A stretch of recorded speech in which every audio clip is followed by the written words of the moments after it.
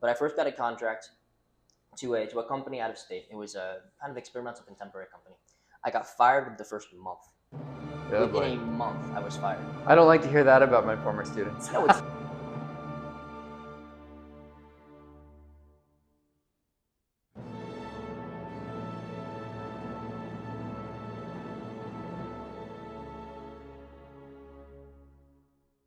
Welcome to Rock Run-Throughs. I'm Peter Stark, the director of the Rock School, and I am here with my former student, Nick Garvey. He goes by Nick, but we actually have the same name. So let's start there. Why do you go by Nick when your name is actually Peter? simple story. My dad is the same name. I'm a junior, just to tell us apart. My dad's Pete. I'm Nick. Makes it easy. So that it wasn't Junior or Chip. You got Nick. I got Nick. Is Nick your middle name? Yep. Great. It's nice that you take the time to come back to the Rock School and visit because, as a teacher, you put a lot of time and energy into your students and you really care for them, and then they disappear. So there's always, it's a bittersweet moment. You get used to it, but it can be sad. So it's nice that you come back Thank you. to visit and I take class. Here, so I appreciate that. And are you from the Philadelphia area originally? No, so originally I'm from Annapolis, Maryland. I trained at the Greater Annapolis Ballet in its inaugural season in 2020, and from there I came to the Rock School, actually the year after that. And so how long did you train at the Rock School? For only a little over 2 years, if you count the summer, so a little over. So, but you were here when I came here already, right? Yes, I was over here. So how long had you been here prior to my arrival? Prior to your arrival, I'd been here the summer before, and then you came, I believe, in the mid-year. Yeah, mid-year. So I'd been there half the year and the summer before. Got it. Yep. And then and you graduated from Rock Academics. Yes, sir. We haven't really talked about Rock Academics on this vlog.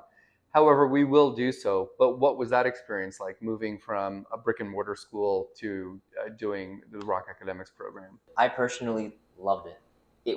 I view the Rock School as the most tightly run and beneficial operation in the way that when you're focusing on classical ballet, I could not possibly have focused on classical ballet the way I could here. Actually, pre-COVID, it was not feasible at all. I was at Savannah Park High School for my freshman year of high school. And COVID hit, and for the first time, I had the freedom to be able to go take more ballet classes because I wasn't in school all day long. So COVID was kind of the key that unlocked my time to do more ballet. The Rock School takes that out of the equation for you. So I was at the Dwight School here. We had Keystone, Dwight, another program. But it gave me the time factored into my schedule to be able to put ballet first, and of course my academics up there as well, for the utmost importance. It's interesting because I actually also had a lot of positive come out of COVID. I mean, I think that COVID is generally perceived as a negative. Well, of course, the disease is a negative. Certainly. But what it did to society. But in a way, for me, I think it was a real reset in terms of thinking about, what I wanted to do with my life. At the time I was working in Boston, and actually it was during COVID that I saw this job post, and I did 5 of my 6 interviews actually on Zoom because of COVID. And then the first, meet was with a mask and all of that. But to me, also, I think I have some positive memories of COVID. There's not many people say that. It's nice to hear. And of course, I'm not disavowing how horrible this was, but it truly, I don't believe that if that had not happened and I had not had the opportunity to do online school, I don't think I'd be here. The disease is awful, but I think it's important to remember that sometimes an adversity can lead to something good. Absolutely. Which is, something I want us to talk about. So you left the Rock School, and then what happened? Well, you graduated. Graduated from Rock School in 23. This is a story I have never told publicly, but I'm going to tell it now because I think enough time has gone past. I believe that no great story starts great. I truly believe that adversity creates, or can create, if someone is willing enough to work through it, some of the greatest stories and the greatest people. I won't name the company, but I first got a contract to a company out of state. It was a kind of experimental contemporary company. I got fired within the first month. Within a month, I was fired. I don't like to hear that about my former students. No, probably never a fun thing to hear, right? But it happens, yeah. No, it's good that you admitted it. I was a bit younger than I am now. By a couple of years, but it was a dramatic situation. But I made a social media post where I inadvertently criticized one of the inner workings of the company. They saw it, and of course they were like, "Get out of here." I want to stop for 1 second because, of course, we're doing this to reach out to all of you through social media, and it has been a great vehicle to connect, particularly dancers worldwide. Mm-hmm. But it has a negative side, mm-hmm. and this is always what concerns me with young people. Absolutely. That you don't realize that when something's public, it is public forever. Mm-hmm. I'm going to intro for 1 second and say, going back to my application for the Rock School, I had some very political posts on my personal social media, and I went back 4 years and I deleted everything because I thought, this is not a political job. I am here to serve the art of ballet. I'm not here to tout my politics. Mm-hmm. And I did find out that they did a deep dive into my social before they hired me here. Go figure. Yeah. Which makes sense. And by the way, they'll do it to you too. It happens to everyone now. That's a part of your personality in your profile. After that happened, I felt dumb. I was like, well, I've done all the study. I've come this far. I've flown over an ocean, and I felt horrible. But luckily, by some stroke of luck and of course some work, there was another company hiring not too far away called the Ballet de Puerto Rico. It's a company that's 45 years old. Fernando Bojones, who Peter Stark worked with, actually danced there a while back. And I went there, took a class with a man named Victor Gili, who's the director. He's from Cuban National Ballet. Same year as Carlos Acosta, by the way. And he said, congratulations, you're hired. And I was like, man, that happened pretty quick. I mean, I got lucky. There's that old adage, one door closes, another window opens, or and needless one thing leads to the next. Right, and needless to say, I didn't get fired from that one. Mm-hmm. And next thing I knew, I was touring around Latin America. I was dancing flames in Nicaragua, and then I was in Colombia, and República Dominicana, and Puerto Rico. That was 2 years ago, so it's been a good ride since. Well, and I want to point out to our viewers, you can hear this incredible Spanish accent. When Nick was a student at the Rock School, he did not speak Spanish. When you came here, you didn't speak Spanish. That's true. I came here without a single word of Spanish. I'd never taken a class, nor. I think it started with a girlfriend, right? There was a girlfriend. That's a great motivator to learn another language. There was a girlfriend. Actually, one of the things I value the most about the Rock School that doesn't get talked about a lot is the diversity. Mm-hmm. Diversity, in my opinion, is power. There is nothing as special as being with a diverse group of people. And what happened here is I met a lot of kids from Mexico, and they became some of my closest friends. And I actually, of course, like you said, dated a girl from Mexico, and she took it upon herself to begin to teach me. And through that experience and through my friend group, I went little by little. But you never took any formal Spanish lessons, but you are completely bilingual at this moment. Now I study at a collegiate level in that language, so yeah. Oh, wow. So you're actually taking your college classes in Spanish. I study political science in Spanish. Yeah.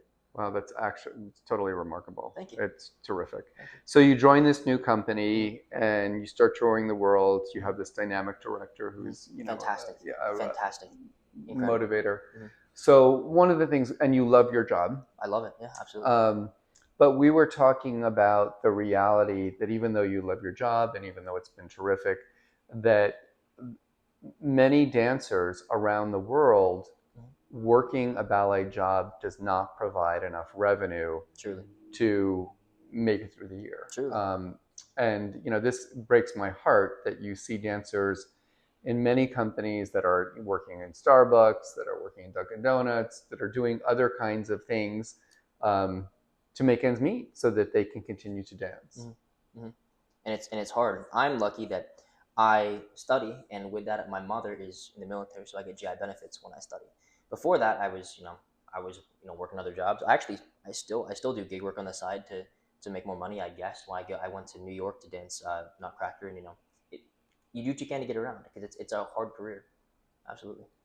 And then, you had come into my office earlier today and asked me some questions, and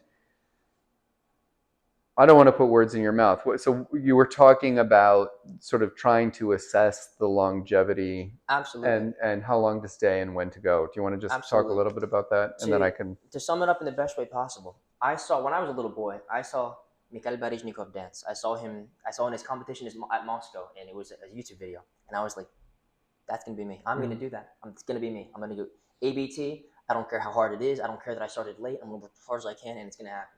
So I was like, I'll give it 2 years of training in this company that I'm incredibly happy with. But, I want to go to the top. Who doesn't, right? So I was like, I'm going to go out there. I'm going to audition aggressively, and I'm going to do it. I want to do it because I know I have it. Like I have friends in all these companies. I have contacts. I know who dances there. I can do it.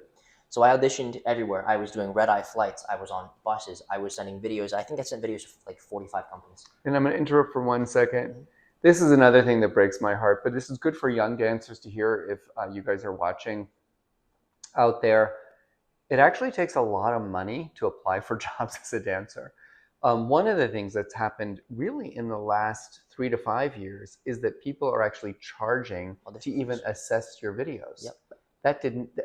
But first of all, I'm going to age myself and say I never paid for an audition, No. even a summer audition. You went; it was free to audition, and then you just showed up. Then it was $5, $10, and now, of course, it's around 50. Then the videos, you could send a video, they would assess your video, please come take class, or we have an open call audition in New York on March 30th. Now, even to assess your video, they want money. They $45 for a video audition to certain companies. So if you submit 10 video inquiries, which really is just a cold inquiry, it could be up to $450. Yeah, easily, and it kills because some kids have that ability. I'm happy for them. I'm glad they do. Me personally, it's not feasible. I can't audition every year like I do now. So the good news is, congratulations, we'd like to see you. So then you have to fly to that location, get a hotel for 1 or 2 nights, and then fly back. And it's still a question mark whether that's going to lead to a job. And you do it as cheap as possible, but it's still, I spent $2,000 in this audition season, and I did it the scrappiest it could possibly be done. Despite all that work, I danced. Honestly, I was, for one of the first times, happy with myself in some of these auditions. My pirouettes were great. They were held. I didn't forget it. I didn't forget anything. I was dancing. I was truly I was showing you, this is me. This is how I dance. Radio silence. I mean, I got some traineeships, some scholarship for the traineeships, but how am I going to work a 9 to 5 with no pay? That doesn't work. And to be honest, you asked me, why do you think that is? So I honestly, I was like, Mr. Stark, given your experience, your knowledge, because you have a lot of experience in this realm, this career. I was like, what am I doing wrong? Because Mr. Stark knows this, and if you were to see me in class, I put my all. I truly give my all, and I'm sure people can relate to that because some people want this so badly. No, so I think you're a very masculine dancer, and you have bravura jumps and turns, and you have this very positive energy, which is why I said, well, let's talk about this, because I thought it would be beneficial for our viewers. And my answer was, to be honest, I think your height is working against you. And I think that is a reality that dancers need to realize. There are exceptions to every rule, but the reality is, for a shorter boy and a taller girl, it's always going to be harder. Because people are putting together ballets and are trying to put match sets together. And, in general, a taller boy can partner anybody, but a small boy, you need a small girl. You can make it. It's just you need a director to be willing to work with you. And it's tough. It's it's a beast of a field. It truly is. It truly is. And the thing is, it's I hate to put it so bluntly, because I like to put on the rose-colored glasses and say that anyone can do this. But if you don't have the funding to put yourself through that many auditions to get someone to notice you eventually. Do you mentioned my mentor, Fernando Bajones, and I remember sitting with Fernando in auditions, and he had a really perfect form. If you could go look him up on YouTube, Fernando Bajones, and beautiful lines and feet and fifth position. And yet his dancers, you talk about diverse, were completely diverse. And I think people think, you're talking about race or ethnicity, but that was, I would say, the tip of the iceberg. They were tall, they were short, they were wide, they were slim. Some had good feet, some had bad. But they all could dance, and there was an incredible excitement in the company that he put together, and there were no mistakes. I mean, when you just sat and relaxed and watched his companies, and everybody danced strong. And I once said to him, I said, Fernando, what are you looking for in a dancer? Because he had this perfect form, and yet he wasn't choosing. He said, oh, it's simple, Peter. Pointing to his heart. That if he felt somebody had that drive, he called it the eye of the tiger. He said, if I see the eye of the tiger, I know I can work with them. How about that? Yeah. I wish we had a little more of that nowadays. I know, and all of us that worked with him, miss him terribly as a friend, and we miss him as a leader in the field, because I do think he saw beyond that. And I certainly think, actually, if you look at the great choreographers in history and who they chose, there was tremendous diversity. I never got to see Marcia Haydé dance, but it was actually Fernando's wife. They met in Stuttgart Ballet. Fernando came as a guest teacher to Stuttgart, and Maria was in the company. And Maria told me the story that Marcia Haydé did not have a perfect form, but she was this remarkable artist that was absolutely breathtaking and became the muse for John Cranko and all of his greatest ballets. And that you didn't even realize that there was any flaw to her form because of what she brought as an artist. And I think that's one of many stories that is inspiring, but it's tough when you feel like, gosh, I'm too short, or I'm too tall, or my feet aren't this, or my legs aren't hyperextended, and then how do I break into this field? Yeah, absolutely. And then you asked me, when to know to throw in the towel. Right, because like I said, I'm studying. I find law to be in a really interesting field. I'm studying political science to be a lawyer, right? Because I want to, number one, I want to have options in life, and with that, you want to have financial security. And what I asked him was, Mr. Stark, I can't throw money at the ballet industry forever. If in fact this industry doesn't want me, I can want it as much as I want, or as much as I need it. If it doesn't want me back, I can't attack it forever, right? So I asked Mr. Stark, is there, at what point do you throw in the towel? At what point do you say, you know what, on to the next dream? Not as much as it, it sounds dramatic and difficult to say that, but I think one has to be realistic, and I think one has to make it work for them as much as they can, and before they realize, maybe there's other things I want. And do you remember my answer to you? Vaguely, but I think you said there are two things. Number one, if you truly have drive, one, like you said before, one door will close, another will open. If you truly have drive, something will happen and you'll make it. And number two, that I think I found this in my interpretation of this answer, at least, is that you have to make it work for you, in the sense that you have to, if you have a second career, you have to find joy in that, and maybe connect dance to that in a certain way. In your case, that you run the business of the rock school, but you still get to teach. And at Boston, the same situation, you were running a program, but you still got to teach. So if you can make it work for you in that way, do it. Well, and you kind of know when you know. I shared with you there was a moment in my career when I was dancing that I thought, I've had enough, I quit. I actually got a tattoo on my arm, thinking like, that's it. And it would, by the way, I have no problem with tattoos, but don't get any tattoos while you're dancing, because I got it on my right arm, and then I ended up joining Washington Ballet, and everything was like shirtless or with like a spaghetti thing like this. Well, and it's your right shoulder, so it was like every shoulder sit, every bluebird. So whenever I put the cover up, it would rub off on the girl. She would have makeup all over her. So it was a big nightmare to have. But I was, the end of this day, I thought I was going to stop, and I didn't. And but when the time was right, I knew. Like, you do kind of know. And the first part of what I told you is, as an old person, life does work out. If you have a good heart, and if you believe in what you're doing, and you have integrity, there's going to be ups and downs. I mean, even still in my job, there's some really rough days for one reason or another. But if you just hold true to your heart, true to what you believe and who you are, it will work out. The good days will outnumber the bad. So I mean, just hang in there, believe that it's going to be okay in the end, and then just kind of keep your eyes open. What was my other piece of advice for you in general while you're dancing, while you're on this path? I don't know if you remember. If I recall correctly, while I'm on this path, while I'm dancing, other people, you said it right after you gave the other advice about one door closing, the other opening. Couldn't tell you. I'll say it again, and I'll say it for everybody. Keep adding skills. Oh, yeah. And I mean, as a dancer, can you tap? Can you do jazz? Can you do contemporary? Can you sing? I mean, even in New York City Ballet, after I left, they did this Jerome Robbins suite where the dancers had to sing in West Side Story.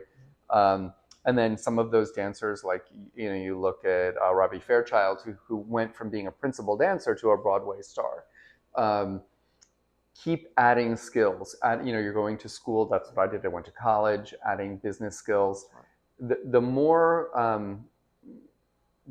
diverse your skill set is, the more marketable you are. And my other thing I shared with you that I want to reiterate is, I think, we all want our lives to move vertically, but sometimes you have to make a horizontal move before you make a vertical move. Right. And sometimes you even have to make a move down, which I did. There was a few moments in my life. I told you a few of them, but I can tell you another one. When I left Boston Ballet as a dancer, Fernando Bajones offered me a job as assistant director Oh, you told me this one at Ballet Mississippi and principal dancer. So I went from being a core dancer to a principal dancer and his assistant, which was really amazing working with him, which led to where I am now, really. But the salary he offered me, I'm going to date myself, I think it was $19,000. It was like half of what I was making as a dancer at that time in Boston Ballet. But I thought, you know what? It's an opportunity to move forward. It's an opportunity to learn more skills. It's an opportunity to dance the roles I want to dance. I'm going to do it. So that was like a big, in a way, backwards move for me, certainly financially, that ended up opening so many doors in the long run. I see. So I do think sometimes you need to move back to move forward, and certainly you need to move sideways to move forward. I left Ballet Mississippi because the company folded, and I was driving back to Long Island to visit my parents, to regroup, and really go to college. That was the moment that I thought it's time for me to go to college. Right. And it was a long drive, so I stopped in Washington, D.C. to visit friends who were at Washington Ballet. And they said, do you want to take class? I said, oh, sure, I'll take class. And I went to take class, and Mary Day, the director of the company at the time, said, you can't take class unless you're auditioning. And I said, well, I intend to audition. Nice. My friends just looked at me and were like, what difference does it make? And, and then she's watching and this and that. And then she called me over and said, we'd like to offer you a contract, and we need a leading man and blah, blah, blah. And even still, I thought, I don't know. So I continued my drive back to Long Island. This was before cell phones. And my parents said, Washington Ballet's been calling. You have to call them back. I said, well, I just left. I called them and they said, we just had a dancer get injured. Do you have a passport? I said, yes. They said, we're going to Europe on a 5-week European tour in 2 days. Can you get back here immediately? Oh my gosh. So, of course, I literally just got back in the car, drove back to Washington. I started learning ballets. And then just before we were going to go on this tour, they gave me a contract for the next. Because I thought, well, I'll just do the tour and then I'll figure it out. And they were like, no, they gave me through the tour and through the next season. And I thought, why not? How about that? And then I ended up staying there and really dancing some of the best things that I got to do in my career. Awesome. I got to do there, and I had a really great time there. Fantastic. And then, as I told you, my dad died, and I was in a place in my life where I thought I felt good physically, but I needed to start thinking financially. And went back to college and was teaching and gigging. I gave up my job at Washington Ballet. And then Fernando called me again and offered me the job to direct Orlando Ballet School. Nice. And then the rest was history. What a story.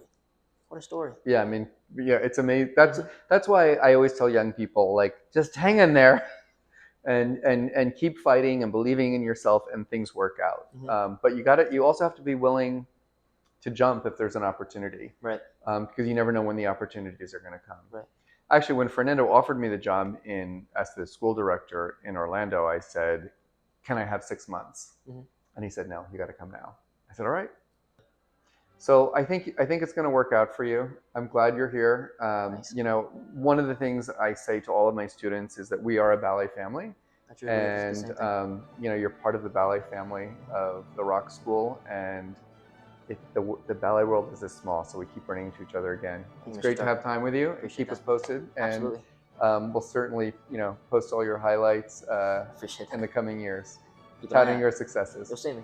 All right. Remember to smash the like button and to follow the Rock School and to check us out on our other social media platforms, Instagram and Facebook, and we'll see you next time.